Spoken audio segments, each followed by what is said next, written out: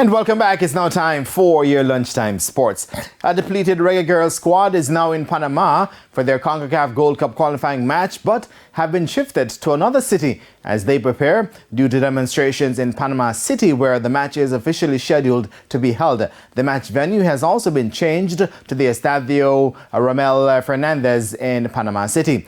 Additional members of the Jamaican delegation arrived in Panama on Monday to join the members who had arrived on Sunday. Interim head coach Xavier Gilbert commended CONCACAF and the Panamanian officials for their swift action in getting the team moved to another hotel and training venue. They tried to get us out same time that we land on Sunday, which is 3 hours away from the airport. But it was difficult, and then yesterday in the morning we couldn't move because roads were blocked. And the good thing, it didn't affect any of the players, and that's commendation to the local organising committee and CONCACAF again. Once they pick up the players, they moved them straight to this hotel here. So that was good. So they didn't encounter any delays or anything, and that's paramount.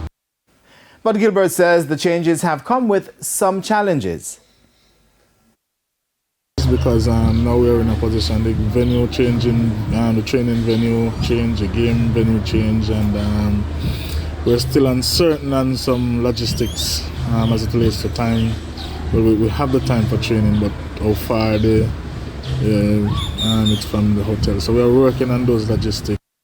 And Gilbert revealed that 17-year-old Excelsior High standout Chanel Buckley could be missing for the match. We have some players here. We have about 15 players here so far. Still expected and then a couple. And then we'll take it from there. Unfortunately, I'm not sure that we'll have Chanel Buckley. She's in the Panama games and she hasn't left yet. So. That's a huge blow for us. And the Reggae Girlz will battle Panama tomorrow at 1 p.m. Jamaica time. Now, home team Arnett Gardens and former champions as well, and Dun Beholden ended goalless in the feature match in the Jamaica Premier League last night at the Anthony Spaulding Sports Complex. Earlier, Malines United and Very United played out a 0-0 stalemate in the first game of the doubleheader. And staying on football, former champions St. Elizabeth Technical will battle Irwin High in their return leg second round match in the Issa da Costa Cup competition this afternoon. Stets had won the first leg encounter 1-0. Elsewhere today, another former champion Glenmuir take on Moran Bay High, while Paul Bogle face BB Coke. Jamaica Lacrosse Association President Calbert Hutchinson says the local team will be kept in preparation mode in anticipation of their qualification process being announced for the 2028 LA Olympics. Hutchinson says that a tournament that's coming up shortly will aid in the journey towards the 2028 LA Games.